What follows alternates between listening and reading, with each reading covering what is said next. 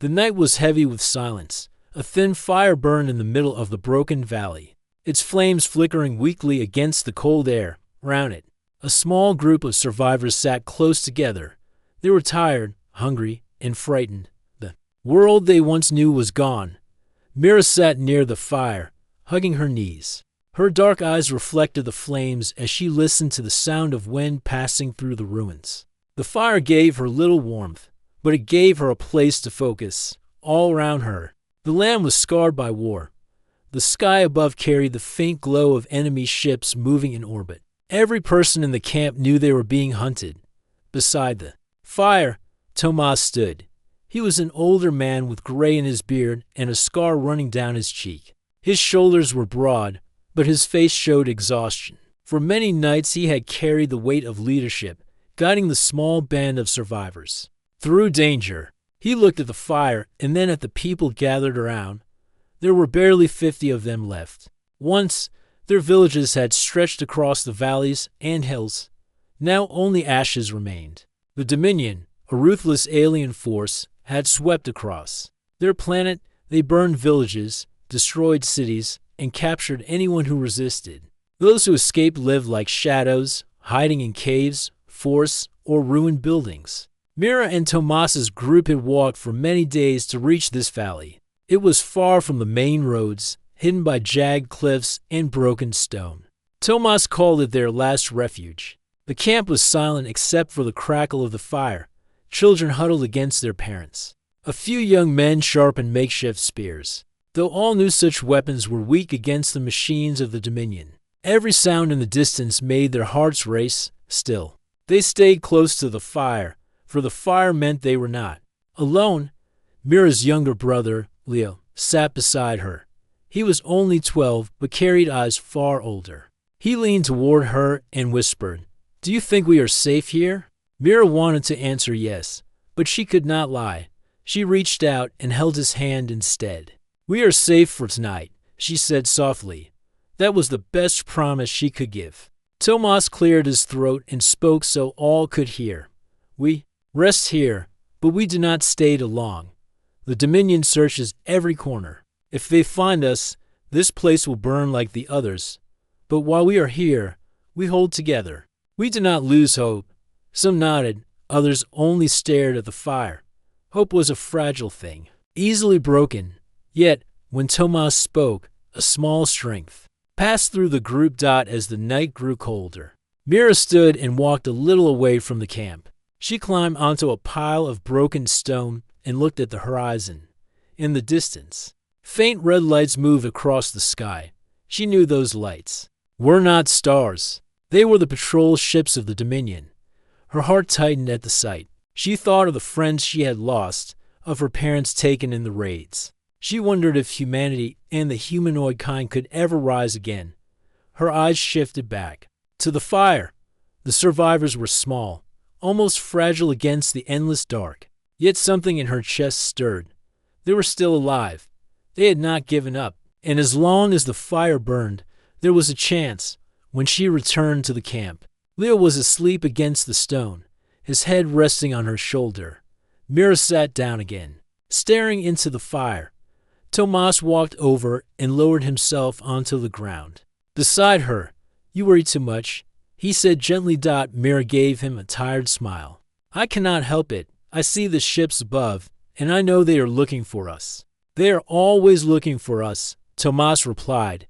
His voice was calm, but there was steel in it. "Yet we are still here. Do not forget that." Mira nodded. For a long moment, they sat together in silence. The fire popped, sending sparks into the air. Around them, people slept with uneasy dreams. The night stretched on, and the valley grew colder. Mira pulled a blanket around Leo and herself. Her eyes closed, but her mind did not rest. She kept thinking of the word Tomas had used, refuge. This valley was only stone and ashes, but perhaps it could be more. Perhaps it could be the beginning of something new, something stronger than fear. The firelight danced across the faces of the survivors. Some had tears on their cheeks, some had hardened expressions, but all carried the same truth. They were still alive. They still had each other, and in the heart of the valley, where the flames burned against the darkness, humanity and their allies made a silent promise. This was not the end. This was their last refuge. The morning came quietly. A thin mist covered the valley, softening the shapes of broken rocks and blackened trees. The survivors stirred slowly, stretching their tired limbs after another restless night. The fire had turned to gray ash, but a few glowing embers still fought against the cold. Mira woke with Leo leaning against her shoulder. She brushed the dirt from his face and helped him stand. The valley seemed peaceful at first, but peace was only an illusion. Above them, the sky carried faint shadows of ships drifting in orbit. Their metallic outlines reflected the sunlight like scars across the heavens. The Dominion never left. Their presence was constant, heavy, like chains wrapped around the entire world. Mira walked to the edge of the cliffs that surrounded the valley. From there, she could see the land stretching far into the horizon. What once had been green fields and villages was now a wasteland. Black smoke rose from distant ruins, and broken towers leaned against the sky. Rivers had turned brown with ash, and the air carried the bitter scent of fire. As she stood there, she saw small figures moving far away, machines on patrol. They walked on tall legs, scanning the ground with blue lights. They looked like insects, cold and precise. Mira's heart quickened, even though they were far off. She knew they were searching. They never stopped searching. Tomas joined her at the cliffside. His boots crunched against the stones as he stood beside her, staring at the same horizon. His face was steady, but Mira could see the sadness in his eyes. "This was once a good valley," he said softly. "My parents brought me here when I was a boy. I remember water clear as glass and fields wide as the sky. Now look at it." Mira swallowed. "Do you think it can ever be good again?" Tomas did not answer right away. His gaze lingered on the broken land. Then slowly he shook his head. "Not while the Dominion holds the stars, but one day, perhaps, behind them." The camp came alive with quiet movement. Some gathered what little food they had left, roots, dried meat, and stale bread. Others sharpened sticks or checked their small packs. A few children played near the stones, their laughter faint but real, a fragile sound in the midst of despair. Leo ran up to Mira, holding a small piece of fruit in his hand. "Look, I saved this from yesterday," he said proudly. He split it in two and offered her half. Mira smiled and accepted, though she wished he had eaten it all himself. His kindness gave her strength. Even in such dark times. As the group ate their meager breakfast, a young humanoid named Rian spoke. His skin was pale silver, and his eyes glowed faintly in the morning light. He was quiet most of the time, but today his voice carried frustration. "We cannot live like this forever," he said. "Hiding, running, starving. The Dominion will find us in the end. What is the point of running if every road is already burned?" His words made the camp fall silent. Many looked at the ground, ashamed of their fear. Others clenched their fists, as if trying to hold on to hope. Tomas rose to his feet, his voice firm. "We live because we must. Every day we survive is a victory against them, as long as we breathe. The Dominion has not won." Rian lowered his eyes, but Mira saw truth in his frustration. She knew many were thinking the same. How long could they endure this life of hiding? How long until the Dominion cornered them with no escape? After the meal, Mira wandered through the valley. She walked past broken stones, past burned trees, past shallow pools of dirty water. Everywhere she looked, the world seemed wounded. Birds no longer sang. The wind carried only silence. She stopped at a fallen statue, half buried in ash. Its face was cracked, but she could still see the proud shape of a humanoid warrior carved long ago. She touched the cold stone and whispered, "What would you have done?" Her heart ached as she thought of her parents, of the home that was gone, of the future that seemed so uncertain. Tears filled her eyes, but she wiped them quickly. She did not want the others to see her weakness. As the day passed, the survivors prepared for another night. They rebuilt the fire with dry wood gathered from the edges of the valley. The children helped, carrying small sticks and laughing as they worked. For a moment, the camp felt alive again. The firelight grew strong, pushing away the shadows. Mira sat near the flames and looked at the faces around her. She saw fear, yes, but also something else. She saw stubbornness. She saw people who refused to disappear quietly when the stars appeared again in the night sky. Mira noticed the ships above still moving slowly, like predators circling prey. She knew they were not safe, not truly. Yet she also knew something had changed in her heart. She no longer thought only of survival. She thought of resistance. The fire burned bright, and the faces around it glowed with determination. The world was broken, but the people were not. In the firelight of the valley, the last refuge of the humanoids stood strong, even as the Dominion watched from above. The night stretched long, with the fire glowing steady in the center of the camp. Most of the survivors had settled down, their tired bodies resting against stone or earth.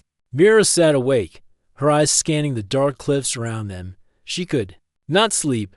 Her thoughts spun with the image of the Dominion ships circling high above. The silence of the valley was broken by the sound of footsteps. They were faint at first, then louder, echoing against the rocks. Mira's heart leapt. She reached for the small knife at her side and rose to her feet. She was not the only one who heard it. Tomas was already standing, his hand gripping a rusted spear. Others stirred, whispering in fear. From the shadows at the edge of the firelight, a figure appeared. He moved slowly, his hands lifted to show he carried no weapon ready. His clothes were torn, his boots covered in dust. Across his chest, a broken strap held what looked like heavy equipment. His face was rough and tired, but his eyes were sharp. With determination, "Stay back," Tomas warned, stepping forward. "Who are you?" The man stopped at the circle of firelight. His voice was low but steady. "My name is Aaron. I am human, like you. I escaped from the Dominion camps." A murmur spread through the survivors. Some stepped closer, curious, others pulled children back. Suspicious, Mira narrowed her eyes, studying him. His uniform was different from anything she had seen before, marked with faded symbols of Earth's old armies. Tomas's voice carried caution. "How did you find us? Why come here?" Aaron placed a metal case on the ground in front of him and slowly stepped back. "I was searching for survivors. For days I moved through the ruins, hiding from their machines. I followed smoke from your fire." He nodded at the flames. "And I came because I have something to give." The group stared at the case. Its metal surface was scratched and scarred, but faint symbols glowed across its lock. Mira felt a strange weight in the air, as if the case itself carried power. Tomas pointed his spear toward it. "What is inside?" Aaron knelt, pressing his hand against the lock. With a softness, the case opened. Inside was a device unlike anything the survivors had seen before. It was small, no larger than a pack of bread, but its surface shimmered with faint blue light. Strange coils ran across it, and its core pulsed as if alive. Gasps rose from the crowd. Even Mira stepped closer, her curiosity stronger than her fear. Aaron looked at Tomas, then at everyone gathered. His voice grew stronger. "This is a weapon. It was built in hidden labs on Earth, before the Dominion took control. Few were ever made. I found this one after escaping their prison convoy. It can break through the shields of their fleet above. If placed in the right position, it could cripple them." The fire crackled, filling the silence that followed. The survivors exchanged uneasy glances. Some eyes lit with hope, others narrowed in doubt. Rian, the silver-skinned humanoid, stepped forward. "One small device against the Dominion fleet. That is madness." Aaron met his gaze firmly. "It is not madness. It is science born of desperation. It was built exactly for this fight, alone. It cannot win the war, but it can open the door. It can strike a wound deep enough to give us a chance." Mira's chest tightened. For so long, all they had done was run. Now here stood a stranger speaking of fighting back. She looked at the weapon, its blue core glowing faintly in the firelight. For the first time in months, she felt something stir inside her, hope mixed with fear. Tomas remained silent, his hand still gripping his spear. Finally, he said, "If this is true, why bring it here? Why not keep it hidden? Why risk leading the Dominion to us?" Aaron's face hardened. "Because I cannot do this alone. I am one soldier, nothing more. But together, with your strength, we might reach the old launch site buried beneath the ashlands. From there, we can send this weapon into the sky. Without help, I will fail. With help, we may all live." The fire cast long shadows across the survivors' faces. They looked to Tomas, waiting for his judgment. The old leader's eyes narrowed in thought. He saw the fear in his people, but he also saw the spark of hope. Mira stepped forward before she could stop herself. "I believe him," she said firmly. All eyes turned to her. She felt her heart race, but continued. "We cannot hide forever. If this is real, if it can hurt the Dominion, then we must try. My parents died running. I will not spend my life only hiding. I will fight." Her words carried across the camp. A hush followed. Then, slowly, a few nodded. Leo, standing close to her, clenched his fist with determination. Tomas studied Mira. Then Aaron, then the weapon. At last, he lowered his spear. "Very well, we will hear more of this plan. But know this, Aaron, if you betray us, I will see that you regret it." Aaron gave a short nod. "I understand." The firelight flickered on the strange weapon as the survivors gathered closer. Their last refuge had been a place of hiding, but now a new path opened before them. It was dangerous, perhaps hopeless, yet it was a path of defiance, and that alone gave them strength. For the first time, the flames of the fire did not feel like weakness. They felt like the start of a storm. The next morning came with gray clouds rolling across the sky. The survivors moved quietly, packing what little they had. Mira tightened the strap of her worn bag and helped Leo tie his blanket. The campfire was left behind, its ashes scattered. In the cold wind, no one spoke much, but every step carried the same thought: they were leaving their last hiding place for something far more dangerous. Aaron led the way, the strange weapon secured inside his pack. Tomas walked at his side, his sharp eyes scanning the cliffs. The group moved in silence through narrow paths and broken ridges. Each rock seemed to watch them. Each shadow seemed to hold danger. Mira walked with Leo close behind her, her hands gripping a short spear. By midday, the valley gave way to the ashlands. The land stretched wide, covered in gray dust and black stone. Nothing grew there. The ground was cracked like broken glass, and the air smelled faintly of smoke. Old battle scars marked the earth-twisted metal. Shattered tanks and skeletons of fallen machines lay scattered across the land. Leo wrinkled his nose. "It smells like the dead," he whispered. Mira squeezed his hand. "Stay close. Do not look too long." As they walked, the silence was broken by distant sounds. The ground rumbled now and then, like heavy machines moving far away. High above, dark shapes floated against the clouds. Dominion patrol drones. They moved slowly, scanning the earth with pale beams of light. Each time a light swept close, the survivors dropped flat against the ground, holding their breath until the machines drifted past. The ashlands tested their strength. The dust clung to their skin, the heat pressed down on them, and the endless emptiness made their hearts heavy. Some stumbled with exhaustion, but Aaron's voice kept them steady. "Just a little farther," he said often. "The old launch site is beyond these ridges. Keep moving." Mira watched him carefully as they traveled. His steps were sure, his eyes sharp, but she could see the weight he carried. The weapon in his pack seemed to burn like a secret flame, pulling all of them toward a dangerous fate. She wondered if he ever doubted, but his face showed only resolve. As night approached, they found shelter among the remains of a broken transport ship. The hull was split open, its metal walls blackened by fire. Inside, they lit a small fire with scraps of wood and rested against the cold steel. Rion, the silver-skinned humanoid, sat near Aaron. His voice carried distrust. "You speak of striking the Dominion fleet, but do you truly believe this one weapon can change anything? Their empire stretches across stars. Their armies fill the sky." Aaron looked into the fire. "I do not believe one strike will end them, but I believe one strike can show them something they fear: humanity's will. They believe us broken, defeated. If we prove them wrong, others across the stars may rise. Hope can be as powerful as any weapon." The survivors listened, some nodding, some silent. Mira's heart quickened. She thought of her parents, of the burned villages, of the endless running. Aaron's words lit something inside her, something brighter than the fire. Later that night, Mira wandered outside the wreck. The ashlands stretched dark beneath the stars. She saw more patrol lights sweeping far in the distance, searching endlessly. She wondered how much longer they could hide. How much longer before the Dominion discovered their trail. She wrapped her arms around herself. Shivering, footsteps came behind her. It was Tomas. He looked at the horizon, then at her. "You believe in him?" he said quietly. Mira nodded. "Yes, I do."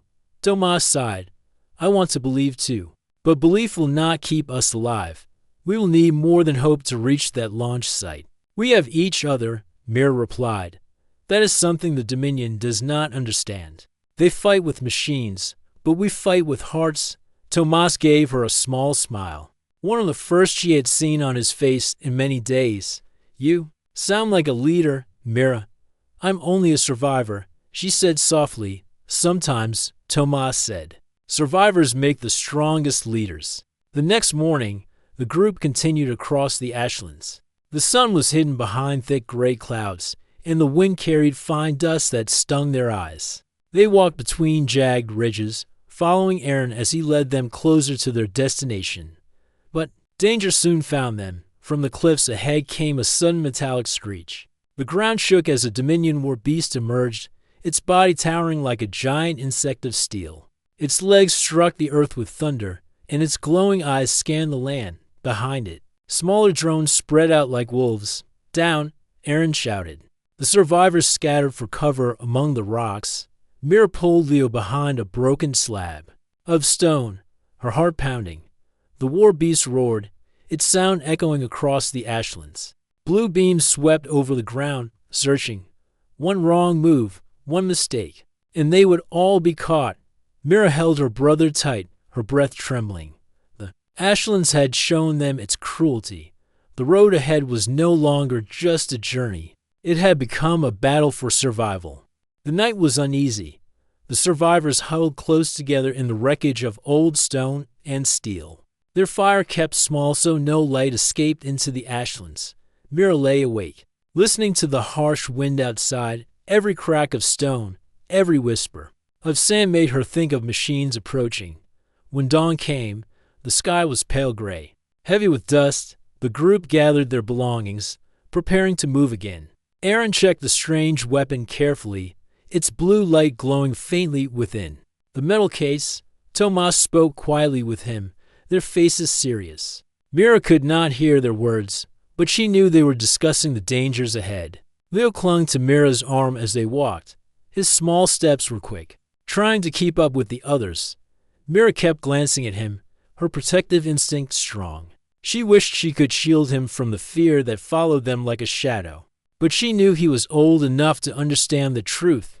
The path narrowed between two high ridges. The survivors moved carefully, their footsteps crunching on the ash. It was then that the first sound reached them, a low humming, like distant thunder. The ground trembled beneath their feet. Tomas raised his hand sharply. Everyone froze. From above the ridge, a swarm of Dominion drones appeared. Their metal bodies glistened in the dim light, their eyes glowing blue. Behind them, the war beast from the night before returned, its legs slamming into the earth like hammers. The air shook with its roar. "Run!" Tomas shouted. Chaos erupted. The survivors scattered across the rocky ground. The drones descended quickly, their lights scanning. Mira grabbed Leo's hand and pulled him toward a cluster of boulders. She could hear screams behind her, the clash of metal against stone. Aaron and Tomas stood their ground at the center, shouting orders. A few of the young men in humanoids formed a line with spears and scraps of steel, trying to hold off the machines long enough for others to escape. But the drones were swift, cutting through the defenses with cold precision. The war beast charged, crushing the earth beneath its weight. Its shadow fell across the survivors. Mira turned in time to see it swing one massive claw, scattering fighters. Like leaves, dust and debris filled the air. "Keep moving," Aaron called. His voice strong above the chaos, he pointed toward a gap in the ridge. "The launch site is beyond there. Go." Mira's heart pounded. She tightened her grip on Leo and forced herself forward. Every step felt heavy, every breath sharp with fear.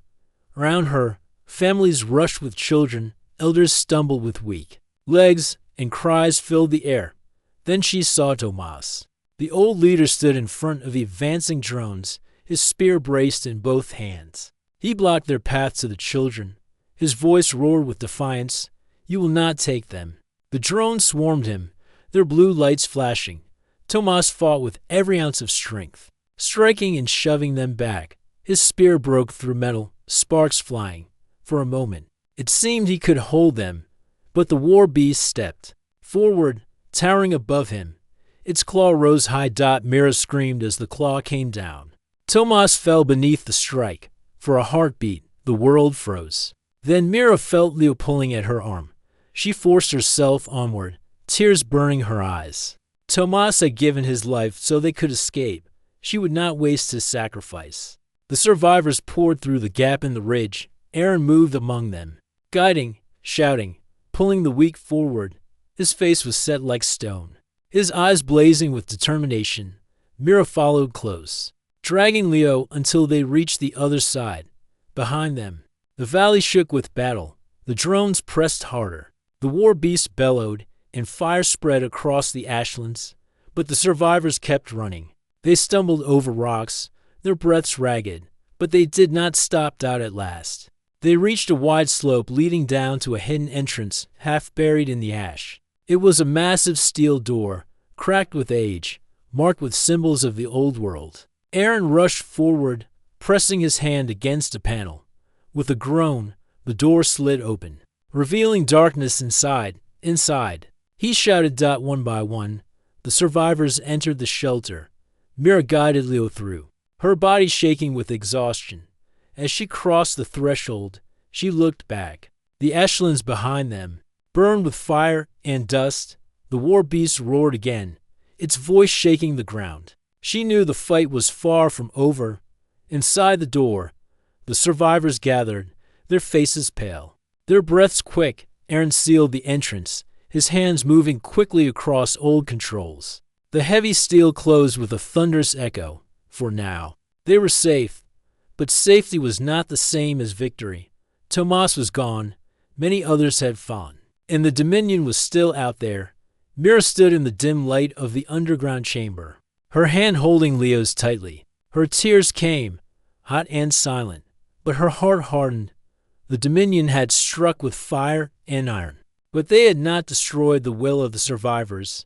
In Tomas's sacrifice, they had been given a lesson. There was no turning back. Now, within the ancient walls of the launch site, their true fight would begin. The heavy steel doors sealed shut, and silence fell inside the underground chamber. The survivors stood in the dim light, their breaths uneven after the desperate escape.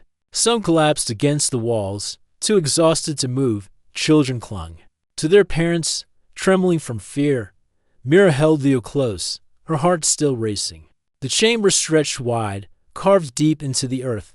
Old steel beams arched above them, covered in dust and rust. Along the walls were broken screens and forgotten machines from another time. This was no simple shelter. It was an ancient launch site, hidden for generations beneath the ashlands. Aaron moved quickly, setting the glowing weapon on a flat surface. He brushed away dust from old panels and pressed a series of switches. Faint lights flickered to life, humming with energy. "This place still breathes," he said, relief in his voice. "The systems are weak, but they can carry the weapon into orbit. If we can protect it long enough, the Dominion will feel our strike." Tomas was gone, but his spirit hung over the group. Mira saw it in the faces of the survivors. Their sorrow was deep, but their determination had hardened. They would not let his sacrifice be wasted. The peace did not last long. The ground rumbled above, and dust fell from the ceiling.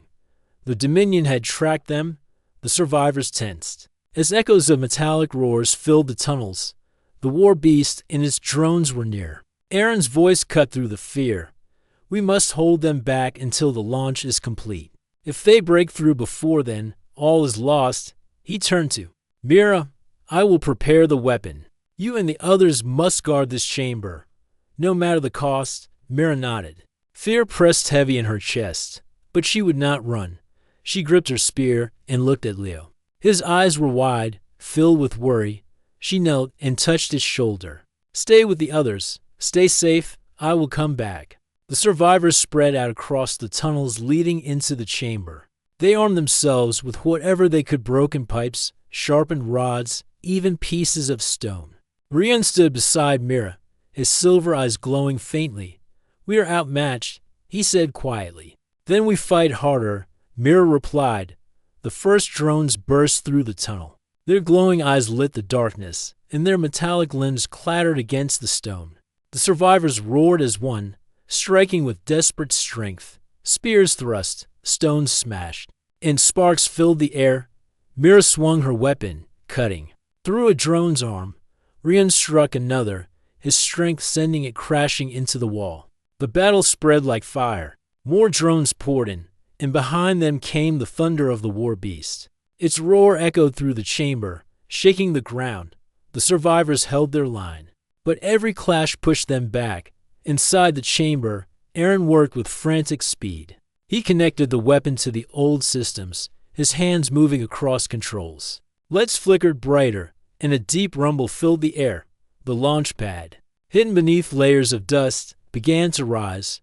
Almost ready, he muttered. Sweat ran down his face, but his eyes never left the controls. Mira fought at the tunnel entrance, her arms burning with effort. She saw the war beast shadow before it appeared. When it stepped into the chamber, the survivors gasped. Its towering frame filled the tunnel, claws glowing with energy. One swing shattered stone, sending fighters crashing to the ground. Hold it back, Mira cried. She leapt forward, jabbing her spear at its joint. Sparks flew, but the beast roared and swiped, throwing her aside. Pain shot through her body, but she forced herself up again. The survivors attacked together, throwing themselves at the monster. Each strike slowed it, each wound chipped away at its armor. But it pressed forward. Step by step, it came closer to the chamber. Aaron looked up from the controls. The launch pad now glowed with power, the weapon secured on its cradle. He shouted, just a little longer. Keep it away. Mira's breath burned in her chest. She thought of Tomas, of her parents, of every life lost to the Dominion. A fire lit inside her stronger than fear. With a cry, she charged at the beast again. Her spear struck deep into its shoulder, sending a burst of sparks. Rian followed, smashing a pipe into its leg. Others joined, swarming it with desperate courage. The beast staggered. Its roar shook the chamber, but it slowed. Mira looked back and saw the launch pad rising higher, the weapon glowing bright like a star. Aaron slammed the final switch. Now, he shouted. The chamber shook as the launch pad fired. Flames burst downward, filling the air with thunder. The weapon shot upward, cutting through stone and sky. Racing toward the orbit above, the war beast gave one last roar, thrashing wildly, but the survivors pressed harder, forcing it back. The chamber filled with firelight, brighter and brighter, until it felt like day had returned underground. Mira fell to her knees, her body shaking, her eyes fixed on the rising light. Above the ashlands, the weapon soared toward the Dominion. Fleet, for the first time, she felt the weight of hope stronger than despair. The survivors had given everything, and now the sky itself carried their defiance. The earth trembled as the weapon tore through the ceiling of stone and ash. Its trail of fire lit the dark sky, leaving a burning wound in the clouds above. For a moment, the survivors in the chamber forgot their pain. They stood frozen, watching the light climb higher and higher, a signal of defiance against the Dominion. But the war beast still stood. Its massive frame swayed, scorched and battered, yet its glowing eyes burned with fury. With a roar, it swung its claws and smashed the ground, scattering fighters in every direction. The survivors were tired, their bodies bruised and bleeding, yet none of them retreated. Mira gripped her broken spear. The shaft cracked in half, but still sharp at the end. Her chest heaved as she forced herself forward again. Round her, Rian and others attacked. each strike slowing the beast. They were no longer fighting to win, but to buy a few more moments, to give the weapon the time it needed. Above, the sky burned brighter. The Dominion fleet, dark and endless, shifted in orbit. Their massive ships prepared to fire down at the surface. They had seen the launch, and now they moved to stop it. Beams of energy lit the heavens, slicing through the air, trying to strike the rising weapon. In the chamber, Aaron watched the screens flicker with old images of the weapon's climb. His fingers clung to the edges of the console, his lips whispering a prayer to those who had fallen. Tomas's sacrifice, Mira's courage, the strength of every survivor. He prayed it would be enough. The weapon soared higher, dodging beams of light with sudden bursts of speed. As though guided by unseen hands, it broke through the Dominions' outer defenses, its glow burning brighter. Then, at last, it reached the fleet. A flash filled the sky, so bright that even deep underground the survivors saw it. For a breathless moment, the world turned white. Then came the thunder. The ground shook violently as the shock wave rolled through the air. Dust rained from the ceiling, and flames danced across the distant sky. When the light faded, the fleet was broken. Great ships that had once cast shadows over the ashlands now burned like falling stars. The Dominion's strength shattered.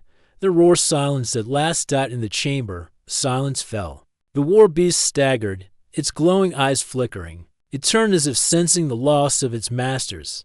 With one final roar, it collapsed, its heavy body crashing into the stone floor. Sparks burst from its ruined frame, then faded into stillness. The survivors stared at the fallen beast. For a long moment, none spoke. Then, slowly, a sound rose among them, a sob, not of despair, but of release. Tears flowed down weary faces. Tears mixed with the orange glow of firelight. They had survived, against all odds. They had struck back. Mira dropped her broken spear and sank to her knees. Her chest ached, her arms trembled, but her heart felt lighter than it ever had. Leo ran to her, throwing his small arms around her.